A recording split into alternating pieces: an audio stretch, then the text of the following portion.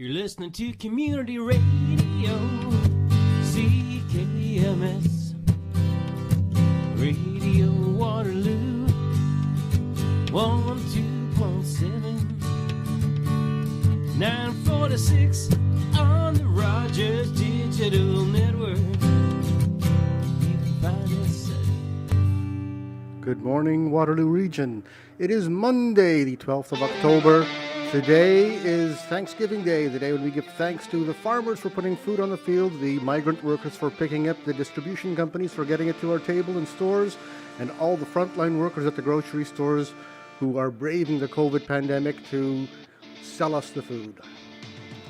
My name is Bob Jonkman. We'll be talking to Chrissy Newton from the Alt.Pop.Repeat podcast later today.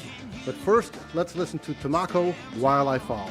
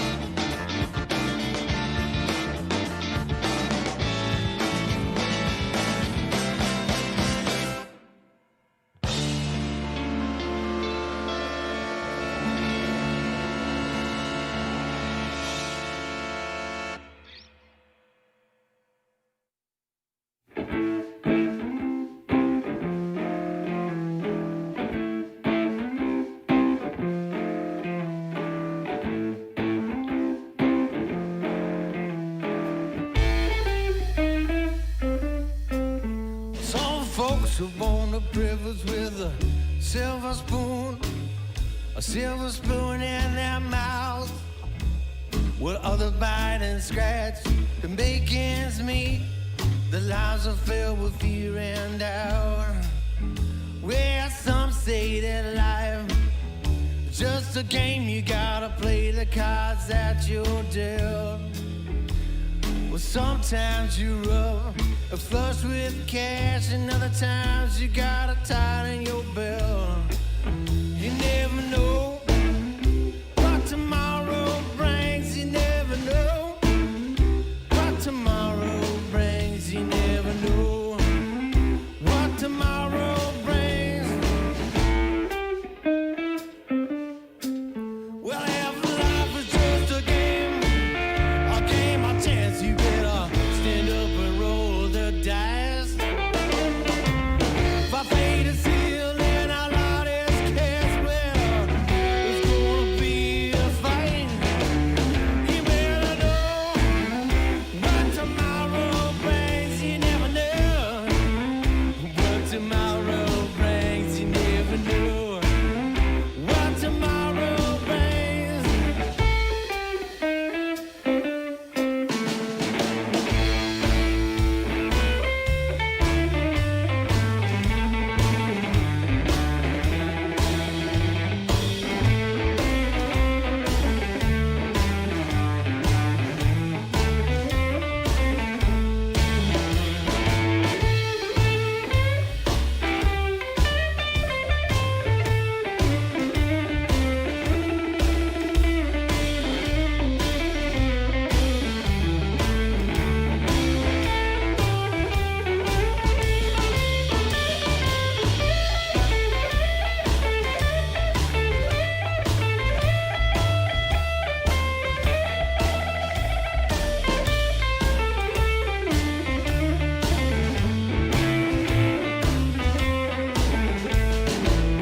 You never know what tomorrow brings. You never know what tomorrow brings. You never know what tomorrow brings.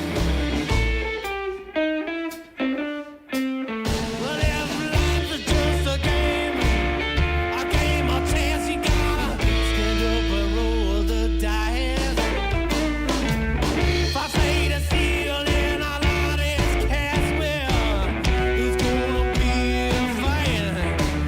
You never know what tomorrow brings. You never know what tomorrow brings. You never know what tomorrow brings.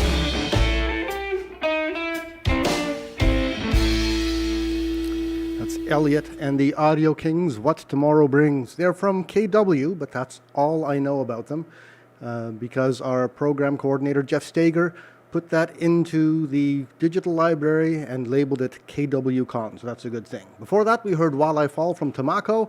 We're going to be talking to Denny from Tamako in a few weeks, and we'll be talking about things not just music.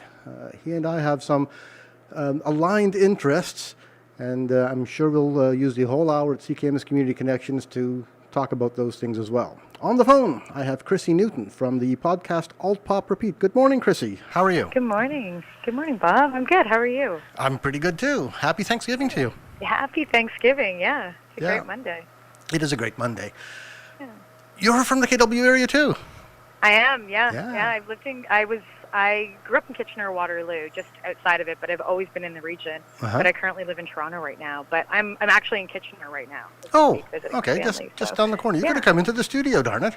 I would have, but then I have to go to my sister's in a little bit too. Ah. So we all luckily don't have COVID and Oh, been good. tested to not have COVID, so we actually can spend a little bit of time together, which Yes. is really nice. Very Yeah. good. Take it Yeah. easy out there. Be careful. Everybody out there, keep your distance. Stay home if you can, Yep. and just be safe out there. Exactly. Yeah. Yeah. What about yourself? You're in the studio. I'm in the studio. The studio You're in is the studio, open for yeah. one guest at a time. We've set up a second studio across the glass partition, so that's our Smart. Studio B. And when we can have one guest in, they're well away from us, 2-3 meters from the control panel. So pretty safe in here. That's awesome. Yeah. Yeah. Makes sense too. It's nice when you're in studio. It's a totally different feel than when it's on the phone. It But is. At least we get to do both, right? That's Yeah. the best part of it. When the studio was closed, I did some pre-recorded shows. Collect some music from people that send it to us at office at radiowaterloo.ca. Here's a little plug for all you artists out there who want to submit some music. And it's not the same, You're putting together a playlist and you're putting the music together, but it doesn't feel like radio anymore. It feels like you're just sitting in your home studio listening to tunes. So Yeah, and that it makes sense. Like even when we're doing interviews too, we do a lot on Zoom right now because of COVID, and also like we can't be in different places around the world interviewing people. So there is a different feel when you're in person, and it's a totally different way of having a conversation. But I'm just really thankful that we still get to do our show. So which is really great. Yeah. Yeah. And your show. What is your show? Tell me about your show. Yeah, for sure. Our show is Alt.Pop.Repeat. So it's a podcast. We talk about how countercultures and subcultures, we use a word called sync, but another word is how they connect and turn into pop culture. Everything's really driven from counterculture. A lot of things are. And so we don't really talk about that, you know, on our day-to-day of how it became pop culture. So Marie and I, my co-host and I, dive deep into those kind of conversations, and they can run from cannabis, LGBT plus community, along with tons of different things, the Me Too movement. So we're really lucky that we found this kind of niche now that talks about how the becomes pop culture. Yeah. So you said counterculture. Yeah. So what is that? Yeah, good question. So counterculture is something that a group of people, or you know, it could be a group of people or individuals too, that believe in something that's outside of the average norm or in the mainstream. So punk is another great example of that. Punk culture, you know, and there's punk music, but really it's a culture and an ideology that started, you know, from a movement of people that didn't like what was happening in the mainstream, so they were kind of rebelling against it. So you get things like anarchists that come out of it, and multiple different things. But punk's a great idea of it. Same with cannabis. Like cannabis is the same thing. Cannabis came from a counterculture movement where, you know, people were believing in a specific type of lifestyle or culture, and now cannabis is legal in Canada. So, and it's becoming a little bit more accepted by people in the mainstream as we grow, and they're seeing that, you know, there are positive sides, and we're learning that through science and medical things, that there are positive outcomes from cannabis as well too, when we're using CBD and stuff like that. So yeah, that's what counterculture is. So really, things like cannabis and punk rock are no longer counterculture. They've been accepted into the mainstream. Yeah, we've got a whole bunch of punk rock that we're playing on our radio station. I suppose our radio station, CKMS, is counterculture because by its very nature, it's trying to do things that mainstream radio is not. Yeah, totally. And that, and also if you're playing local artists and you're breaking local artists, hip-hop is another one of those that started as a counterculture. So there's a lot of times that radio stations like your own and people hosting, you know, shows that you have, Bob, that are really showing new light to new artists that be creating new sounds or, you know, different movements and shedding light on it. So it's a cool concept that not everybody kind of understands because nobody really talks about counterculture or the term of it on a daily basis. I think that makes us really different, like makes the show that Marie and I have different but fun. So we use a guest. We had Tommy Chung on the show. We've had Trinity the Tech Taylor that's talked about drag with us. And we have an interview with them talking about their life and about counterculture and that topic that's directed towards them that they live in. For example, like drag is a great one. And then in the end of the interview, at the end of the podcast, Marie and I do something we call a sync. So we talk about those catalyst moments throughout the year, the years that have really shed light now into becoming mainstream. Right. Yeah. So I'm looking at the list of episodes you've got, Legally High with Tommy Chung and, you know, the drag one with Trinity the Tuck Taylor. Yeah. Aliens, astrology. Yeah. That's one of my favorite topics. Yeah, you follow me. Biff Naked's a particular favorite around here. Pardon? Biff Naked is a particular favorite around here. Yeah, I love Biff. She's awesome. Yeah. She's a real gem. Yeah, she does our punk episode with us. Yeah. And it was cool to get a female perspective in the punk because it's very different because there wasn't tons of women in the punk. Like they were growing within the 90s, but she was one of them, especially in Canada, that really pushed it forward for females in punk, but also having the understanding between them, like punk and pop culture as well too. Yeah. So. And she's such a social activist, you know. It's, she is. Yeah, that's just wonderful. Hope to have her on the show one of these days. Yeah, seriously, she does so many things, and she also has a new song called Gym out too as well. It's just a really great track. Okay. Have to get that into our library. Yeah, I'll send it to you. Yeah. Got some big names here. George Stroumboulopoulos. Yeah, George Stroumboulopoulos. Yeah. We talk about the Me Too movement with him. It was interesting to get a male's perspective in that as well too. So we were lucky. Marie and I actually went to Los Angeles to record with George, and he was really great. We recorded at his house and we actually had a 3-hour sit down with him. just having like a real conversation. And then that section out of the show, I decided to choose because it was really strong. It was really interesting coming from somebody that's, I would say iconic in Canadian talk show hosts, and having his perspective on the Me Too and and being a female within that and what it means to be a woman now within that in the Me Too community. So, yeah. Now, what would you say is under the radar and current counterculture? What's up and coming? What can we expect next year? Oh gosh, I would say there's tons of stuff. Like you have survivalism and preppers that are counterculture that I think because of COVID are becoming mainstream. Bradley Garnett is another one of them. He's been on Joe Rogan, and he has a book about it as well too. And so he will hopefully be on our show next year. We're trying to talk with him about being on. But I think preppers might, because of COVID and people being prepared to for things like this, right? If we're going to have more epidemics happening, then people need to prepare for it. So I think that's something that might happen. Afro sci-fi is becoming a big one right now. Afro sci-fi? Afro sci-fi, so having people within the Black community writing sci-fi and it becoming very niche. So I'm learning, I don't know tons about it myself right now. I'm learning more as we go as well too. Okay. I think AI is part of it, futurists. There's a lot of them that are kind of trickling. And I think it's kind of happening every day as well too. Yeah. And there's probably tons of countercultures that are going to come out of COVID as well. And then as they keep growing. So they're always kind of trickling in different places. Yeah. It's just finding out what they are and who's kind of the mover and shakers for them. So. Isn't it partially the case that by its very nature, counterculture isn't going to make itself apparent to you, Alt.Pop.Repeat, which is now a mainstream podcast? Yeah, that's a great point. Yeah, we have to go find them. So that's the other thing. It's, learning, the one thing that Marie and I do on the show is, you have to do research before you do it because obviously, I don't know everything about counterculture. So every single time we do a show, you think you really know something, which is interesting. You think you really know a lot about a topic, and then you realize you don't know anything. And then, you don't know a lot. You know some things, but you don't know how it all really started. So you kind of have to deep dive and do the research beforehand. And then what Marie and I do in the sync is we don't really tell each other what we're going to talk about.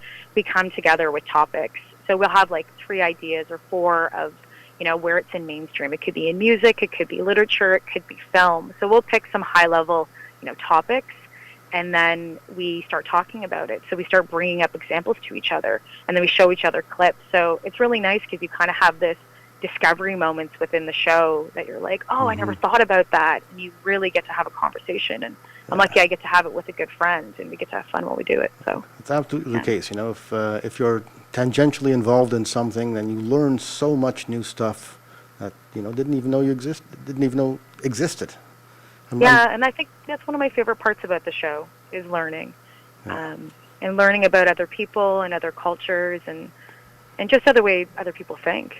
Just because I think of something doesn't mean that it's right. We start to evolve and realize that, you start to become even more open-minded when you start to go down these rabbit holes, and then talking to other people too about their own experiences as well too. So, there's some fun discoveries in the show, that's for sure.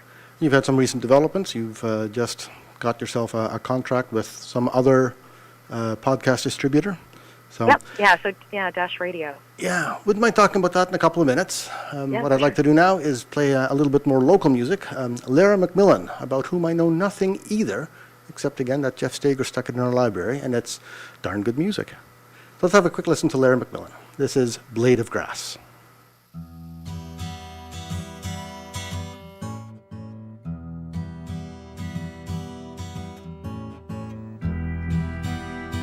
I am just a blade of grass, standing straight, I see her pass. She's unafraid, with wings of lily white. She rides the wind and decorates the light.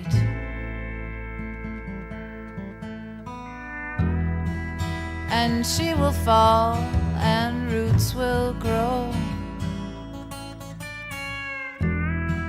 from memories she'll never know. And while while I await the punishment of blades.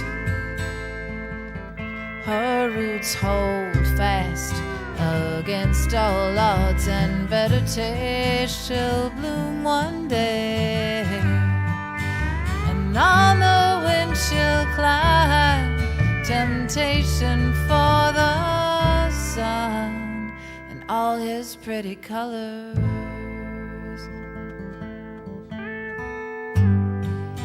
But I was bred to be conforming in a sea of envious green. I still love butter.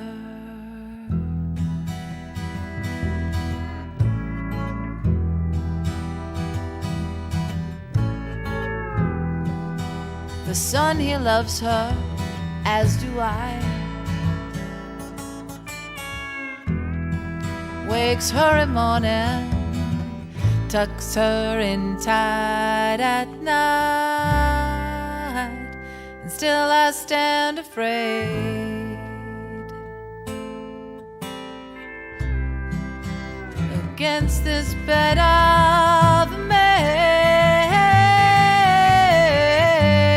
And how I long to fly, oh mistress, to the sky and dance in pretty colors.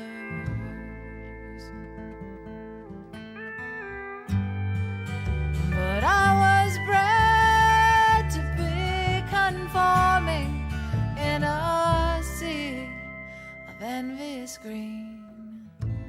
We all love butter.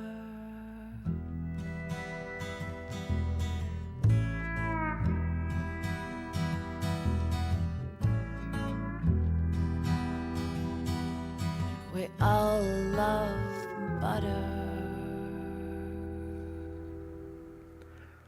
Lara Macmillan, and that's Blade of Grass. Hope to hear some more from her. We've got her in the digital library, so I'm sure it'll come up on the rotation again.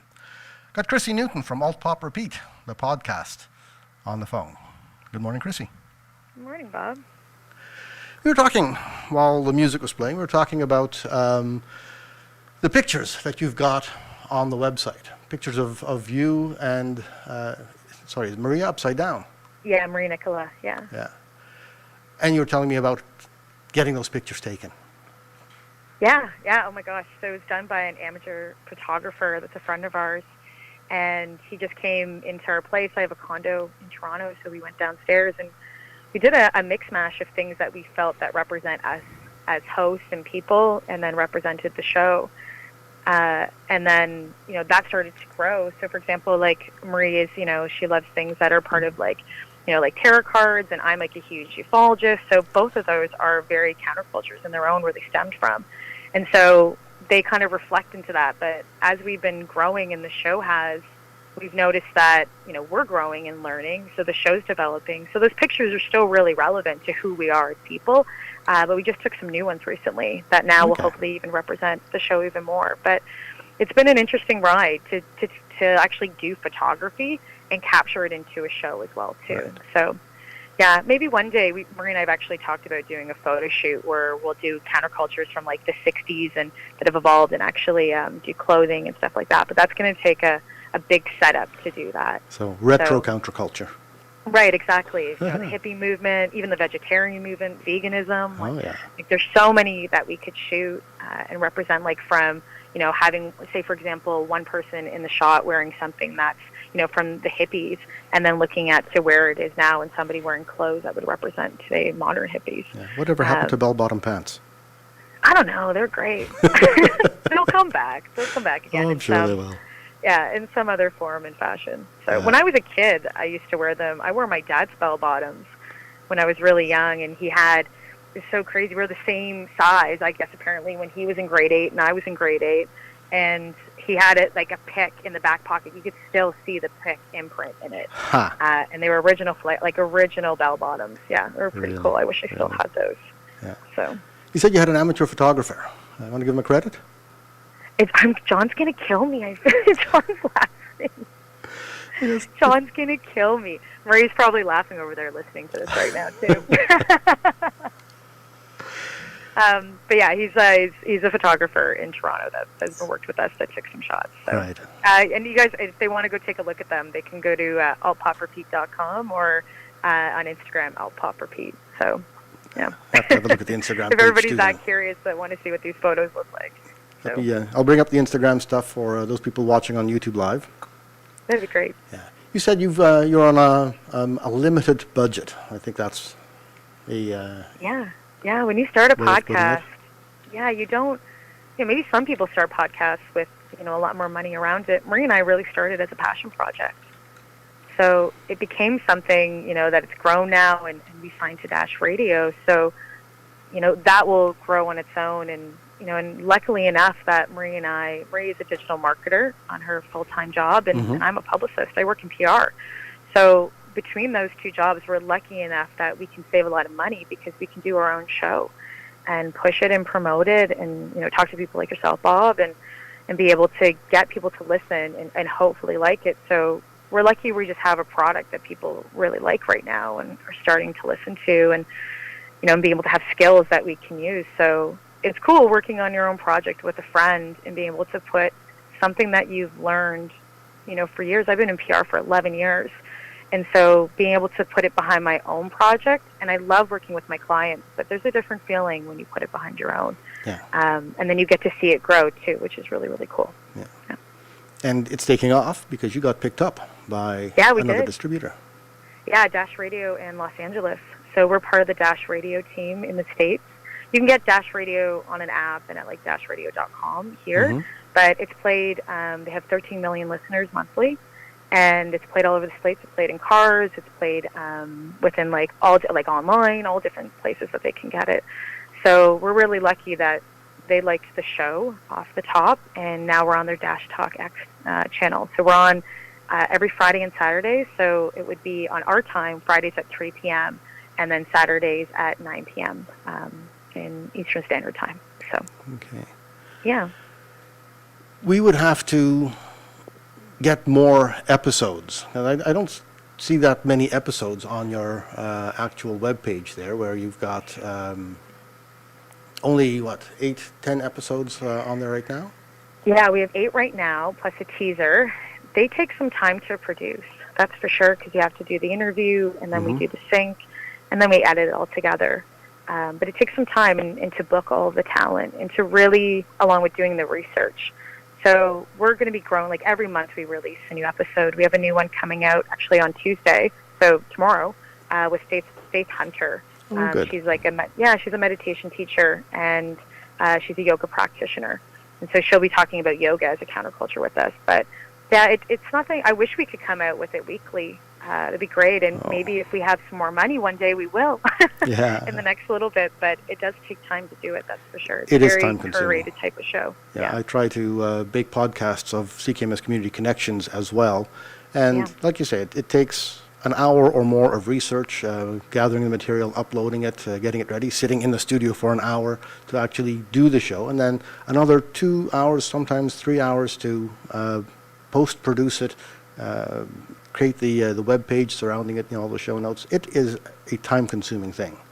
Yeah, it's a job on its own, that's for sure. Yeah, and right now, But Marie and I really love it. So, yeah. Something about radio, about broadcasting, about just doing this and making information available to people. That's just so heartwarming. It makes things worthwhile. Yeah, and what you're doing, Bob, too, is right, like showing light, on these all different types of artists and people and things that are happening. Like thank you for having myself on, because we get to talk about stuff like this, and that doesn't always happen, even though it's not mainstream, right? It's great that we've had mainstream outlets, pick us up and talk to us, but there is something to say for sure about people that are doing community radio and things like that, because it's actually helping us, and hopefully people like community radio. They like a podcast like ours too. So we'll listen to another one of those new KW artists. And it's just half past the hour here, and can use a little break. So listen to Andy Klein and his song called Europa, coming up from his album The End of a Perfect Day.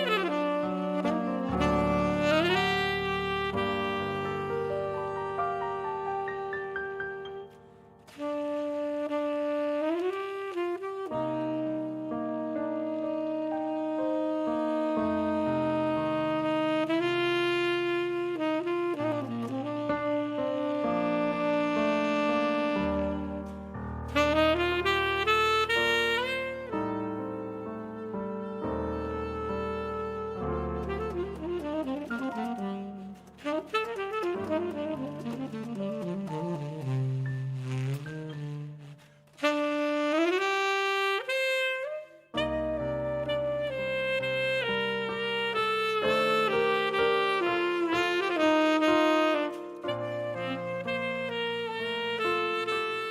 listening to Andy Kling, a tune called Europa from his album End of a Perfect Day. Andy is a local musician too, and hope to have him in the studio along with all the other KW musicians in the area. On the phone we have Chrissy Newton. Good morning, Chrissy. Morning. We've been talking about the Alt.Pop.Repeat podcast, We have. and podcasts are ideally suited for radio. Yeah, I guess you could say it. Yeah. You know, I guess you could put them on terrestrial radio. We are on a form of terrestrial radio in Dash radio, but it is, I think it's talk radio, what I really find that it is. Just a little more uncensored, right? At times. Yes, yeah, and speaking of uncensored, you've had some interesting things happen on your podcast. Can I have a quick listen? This is Tommy Chong. Yeah. Okay, listen, I got to go back. Got to go to the bathroom really bad. And because if this was radio, I would just go without you guys knowing it. Yeah, it's a little, I mean, you could go on mute and turn off your camera, but then we'd be like, what happened to Tommy? Where'd he go? Right. So then we'll let Well, you go. can't see what I'm doing now, so I'm going to the bathroom. This is amazing, Tommy. We're So that's Tommy Chong taking a break, if you will. He is. Not I the couldn't kind hear of- it on my end, the pre-play, but I remember it, and I remember being in that moment. That's for yes, sure. yes. It's okay. And the entire podcast isn't like that, though. No, gosh, no. That was just a fun part that we decided to clip in. And Yeah. that really, when we were talking to Tommy Chung, he's a Canadian, which I didn't know really until I looked it up, first of all. And I was like, that's cool. He's from Calgary originally. Calgary, And then huh? second of all, right, I think a lot of people don't realize that Tommy Chung's Canadian because he doesn't really talk about it a I lot. knew he was Canadian. I thought he was from the West Coast, Vancouver Yeah. counterculture. Exactly, yeah. I believe his daughter lives in Vancouver now, he said to us. So I think he goes back and forth a fair amount still. But, yeah, it was very Tommy Chung. So I think we got both. We got the Tommy Chung that is, part of Cheech and Chong, that was doing that kind of shtick comedy moment that decided to pee, which is real, but I also think that is his comedy coming out. And then we actually talked to Tommy Chung, who is the person Tommy Chung, and talked about his experiences with Operation Pipe Dream that he ended up going to jail for selling cannabis products that related like bongs and things like that, because back then it wasn't legal. Yeah. So what that was like, and then now what he thinks about the corporate world and the government selling cannabis legally now, and then obviously him going to jail. And we talked about him spending time with the Wolf of Wall Street and having in a cell with him. It was pretty interesting to see that side of him and talk to him as well too, and get his perspective on cannabis and where it is now. So. Yeah. And after the interview, you and Maria take time out to do some analysis. Yeah, we do, which we call a sync. So it's just a fun keyword, buzzword that we use. And so every time we find a sync, we relate to it. So yeah, so we talk a little bit about different things that happened within pop culture that started to drive it into mainstream. Yeah. So you ever listen to the one that you did for Tommy Chong? Yeah, sounds good. Okay.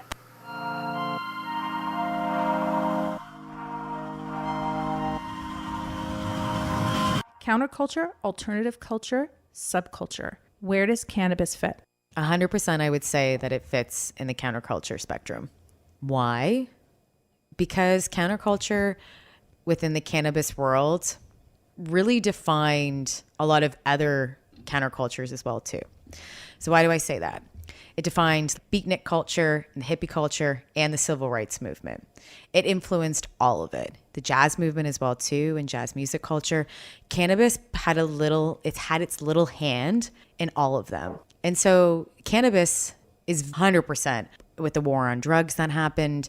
It was not in the mainstream populace. And that's what counterculture is, right? It's going against the mainstream. So cannabis 100% used to sit, not now, it used to sit in the counterculture world. And now it's in the mainstream world because of people like Tommy Chung, the hippie movement, civil rights, and the beatnik community as well too, and the beatnik culture. So here's a thing where I agree that, but it should have never have been a counterculture. That's the thing that I find really, really interesting about cannabis. Cannabis was a part of our everyday lives. It had been used as medicine from the beginning of time. Yep. And that it should have never have been made illegal in the first place.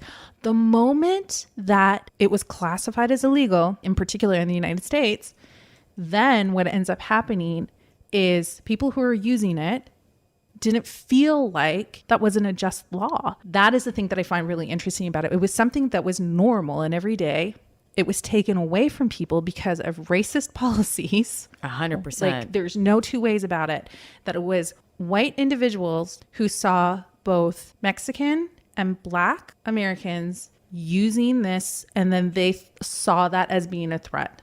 Yeah, and that lends into the civil rights movement. I think that cannabis plays a huge part in that.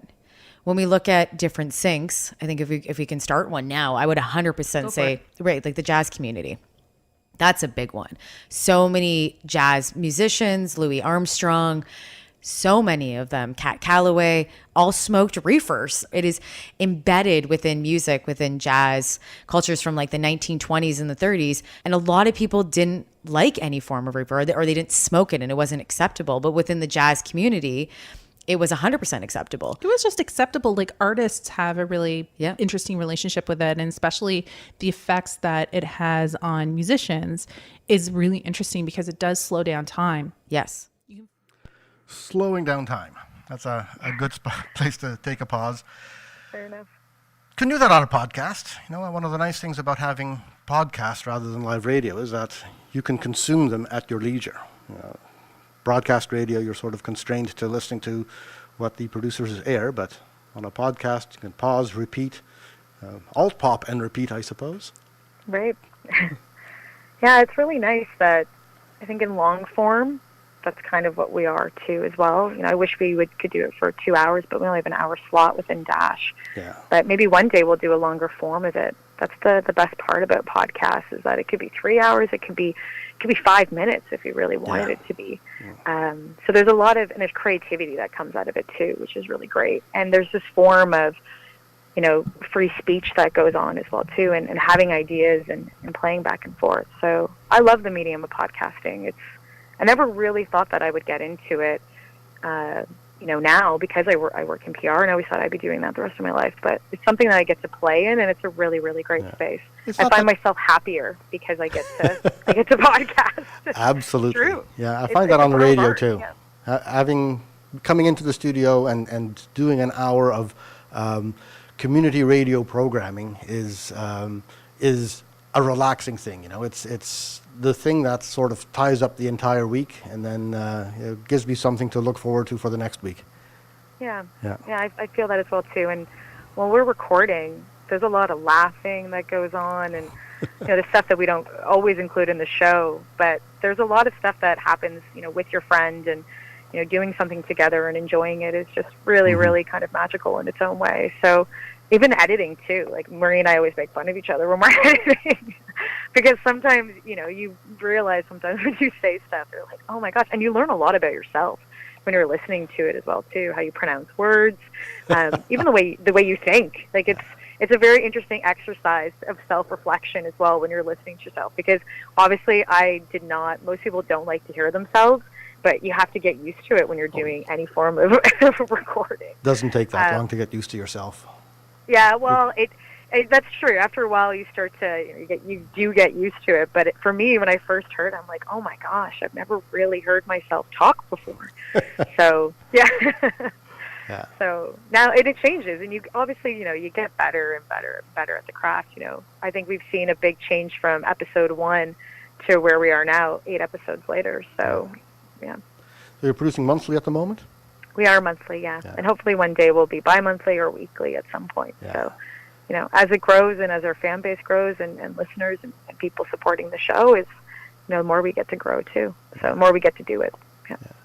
We're actually launching a Waterloo Region podcasts show this nice. week. Yeah, starting Friday at 10 o'clock in the morning. We've got, I think at the moment, 6 locally produced podcasts. Alt.Pop.Repeat is on that list. Oh, nice. Yeah, Oh, my yeah, gosh. Good yeah. news. So the way that it works That's is awesome. that we pick 1 or 2 episodes to fill the hour, sort of randomly by computer algorithm, and it picks whatever happens to be current and plays that. So you're going to get a rotation. Amongst the 5 or 6 shows that we have on the roster at the moment, we can only play maybe 2 episodes a week. So it's sort of a shoot, a random thing, whether or not a particular episode gets played in a particular day. That's awesome, though. That's a great idea. A lot of people are podcasting now, Yeah. which I think is really great. People might say it's oversaturated, but I don't think so. I think more people need to podcast and have a voice and do things that make them happy. Yeah. I think in context, right? So. Yeah, absolutely. So the podcast that we've got on rotation starting this Friday is Alt.Pop.Repeat.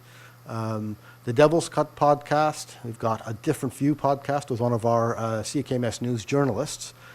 Creative People podcast, which is, I think, produced out of Elmira. I'm not entirely sure, but I saw Ryan Leacock, the host of that, in the Woolwich Observer, the Elmira's newspaper. Podcast from one of the universities on wisdom, and what used to be a former show on CKMS, The Wide World of Motorsports. A nice spectrum of podcasts to put on the air. And if anybody else who's out there producing a podcast in Waterloo Region wants to get included in that lineup, send us an email at office@radiowaterloo.ca. Happy to stick you on the list. So I couldn't tell you if your podcast is going to be airing or if it's going to be deferred for another week, but we'll see. The show airs every week, so it's a good thing for multiple monthly podcasts. Yeah. Yeah. Well, let us know because we'll promote it on our end as well, too. Yeah. Can't really tell. The scheduling software that we use picks the episodes at random an hour before the show airs. So wow. I couldn't tell you today what's going to be airing on Friday. Well, that means everyone just has to tune in every single day. Exactly. Every Exactly. single Friday. Yeah. Just have to tune in just to see, right? Exactly. Yeah. Keep it that's interesting. what you have to do. Exactly, yeah. And also to support everyone else. It's great that they're doing that. Yeah. It's really great. And I post as well, too, because I have a lot of people, friends on Facebook and stuff that live in Kitchener, and they might be podcasting as well that I don't even know about. So I'm happy to promote that, too. Since you're only producing once a month, you've probably got some time to find new episodes. How do you get a hold of folks to appear on your podcast? Yeah, it's chase producing. So I'm lucky enough that I work in PR. So I work on a lot of music publicity and I work with different talent. So being able to understand as a publicist how other publicists want to be spoken to and then how to go and find a contact is something that I've learned over the past 11 years, running vocab. So it's really reaching out to them and creating a really solid pitch. And we're really lucky, too, because people like the content. They get to promote their own work, but they also get to have a conversation with us. And they get to talk about themselves and their past. And it's kind of a form of storytelling. So I find that's attractive. And we're also really lucky now, too, because we have Dash Radio.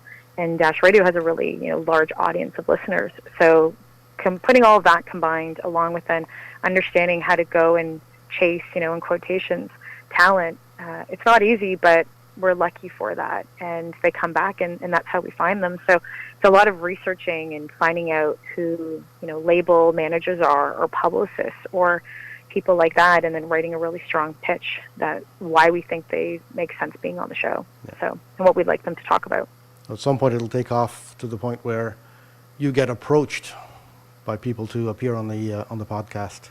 Yeah, we have a lot of independent publicists coming at us now from different places in New York, things like that are hearing the show, or we're working with them. For example, someone like a Tommy Chung, if they represent a whole bunch of other talent on their roster, then they might say, hey, we have somebody else that might fit a different topic for you, and that's happened as well too. Like that other PR people in the community. I find really great PR people are friends with other PR people, and you can help each other and build with each other that way as well too. So I've been very fortunate in that way of coming across really great, wonderful, talented publicists within the industry within North America that can help us with the show, but their talent is also getting coverage as well too. So it's kind of a give and take relationship. Right, So, right. yeah. So as a publicist, is Yeah. this just more publicity work that you're really doing? The Alt.Repeat Alt.Pop.Repeat podcast is really publicizing counterculture individuals, counterculture ideas, concepts. It's publicity all over again, isn't it? Yeah, it is. And there's also something to this that I find, there's different things. Like you have a goal in life and then you kind of have a mission. So, I think in general, and if I speak with Marie for this as well too, is, teaching people that we might not always believe in the same things, for example, counterculture, but we can find a common understanding and it will turn into maybe, someone's idea might turn into something mainstream. So understanding that we might be using different lexicons, we might be using different phrases or different words, but we all sometimes are saying the same things in the end. We're just not doing it the same way. And so I think kind of as a mission is to show people how similar people are. And then also to, not going to use the word educate, but to kind of inform a little bit about where things started from. And hopefully that opens people's minds to look at things and look at other ideas and other concepts and be open-minded to say, hey, just because I don't understand this doesn't mean that I won't like it or agree with it. And that's really where that show is, I think, is part of a mission with it as well, too, along with, publicizing different countercultures and different people within the community.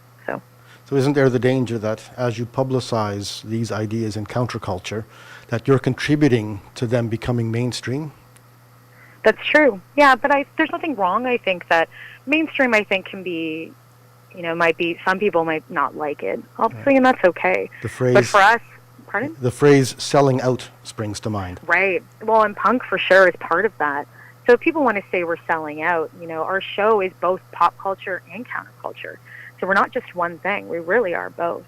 So it's interesting when we're marketing towards people that are within the counterculture, for example, cannabis or, drag and punk. But, for example, drag is really mainstream right now. So I would say it's more pop culture now than it would be a counterculture, but it started as a counterculture. So we're in this little, spot that, and I would call it like a little bit of a sweet spot that shows that we're both, and we're really just shedding light on both of them.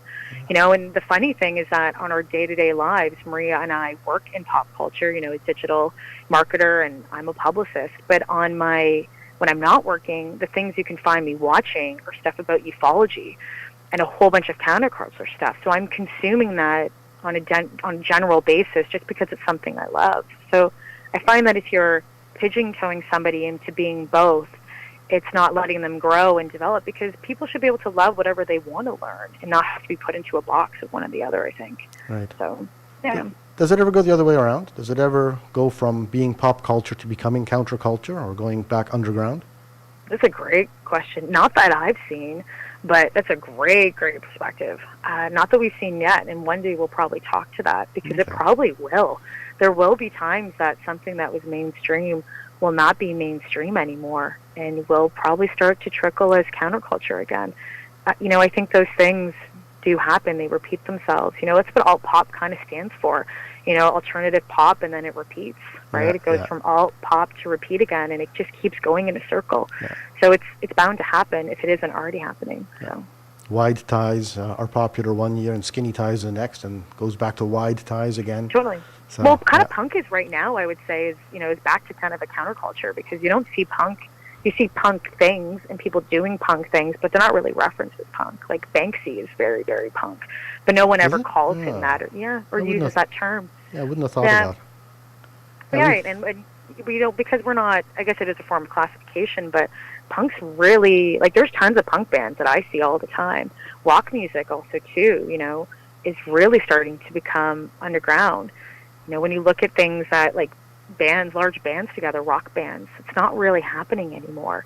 So I would start to say that started as a counterculture, but it's not as popular in the form of, Aerosmith and things like that. Right. That kind of culture is starting to, and I hate to say it, it's starting to die, but you have people within the rock community that are teaching and mentoring other kids. You know, a friend of mine from the Lazies, Leon Harrison, he is a prime example of it, where he's mentoring all of these, you know, young people in bands because he loves it, and he also wants to be able to keep the art form going because he knows that it's losing its momentum right now. And he doesn't want to see that, and as someone who is extremely experienced as a lead man and super talented as a writer, has these abilities to educate these younger, you know, generations and hopefully not have that art form die. So, you know, kudos, shout out to Leon Harrison for that one. Yeah. And Alt.Pop.Repeat is on its way to, has a mission of making that happen, you know, not letting the counterculture die, not letting the popular culture die. Yeah, and I think we can play in both fields. Why not? Why can't we play, and why aren't we able to do that? You know, we just don't have to like one or the other. And I think the other part, too, is we hear people listening, and they go to us, oh, like, I never knew that was something, that I never knew this about drag, or I never knew this about cannabis. And to me, that's really exciting when we get to help, you know, teach somebody or, you know, have them learn something new and then a different understanding of that counterculture and also where it came to pop culture. So trust me, there's tons of stuff. Like, I'm reading about MMA right now, and I never knew much about MMA, but I'm learning a lot about the mixed martial art and how it started as a counterculture. So every day I'm learning something new when I'm reading about it. Is that going to be an episode? It will be, yeah. Yeah, it will be cool, an episode that's going to come out this year as well, too. Okay. So, yeah, but right now the next one is yoga. So. Okay. Yeah. How do people get a hold of you? People are interested in listening to the podcast, interested in contributing something to the podcast.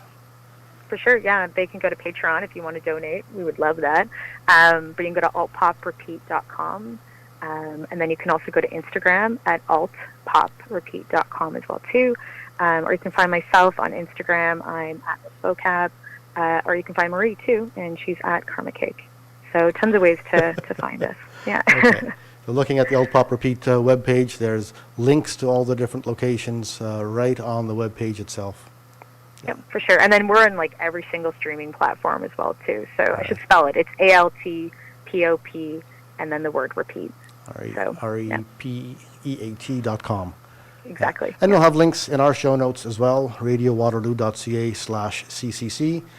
And we'll have links to the podcast, links to the various social media accounts, and maybe even a link to an episode or two so you can get a preview of what Alt.Pop.Repeat is all about. That would be great. Thanks, Bob.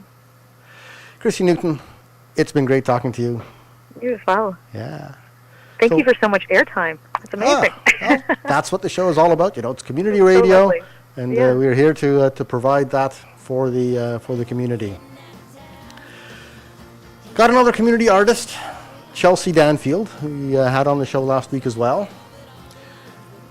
And I think we're going to let Chelsea take us out to the top of the hour. And then on Friday, maybe we'll hear Alt.Pop.Repeat on our WR podcast show. I hope so. Yeah. Chrissy Newton, thanks again.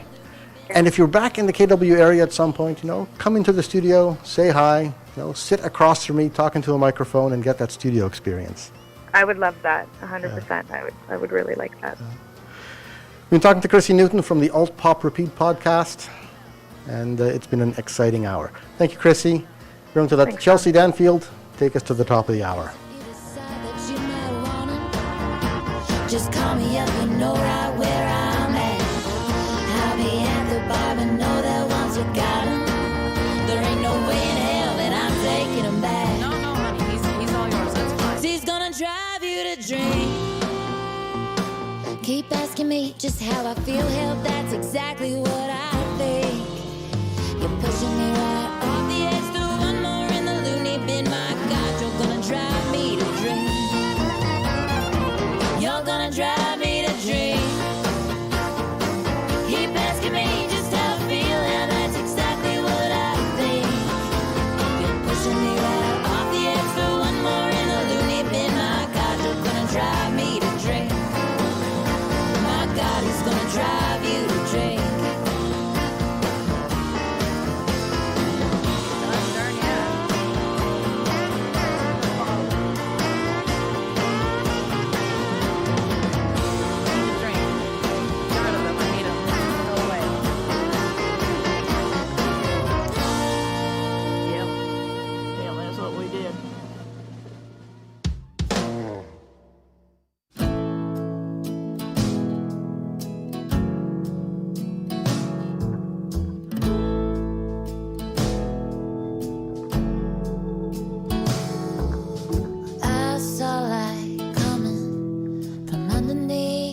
door. I heard you were talking low to whom I wasn't sure. Listening to CKMS Community Connections. My name is Bob Jonkman. CKMS Community Connections is produced by Radio Waterloo. Executive producer is Jennifer Strong. Contributing producers are Jordan Dorans, Jeff Stager, and Dylan Bravener. And you can hear it again Saturday at noon.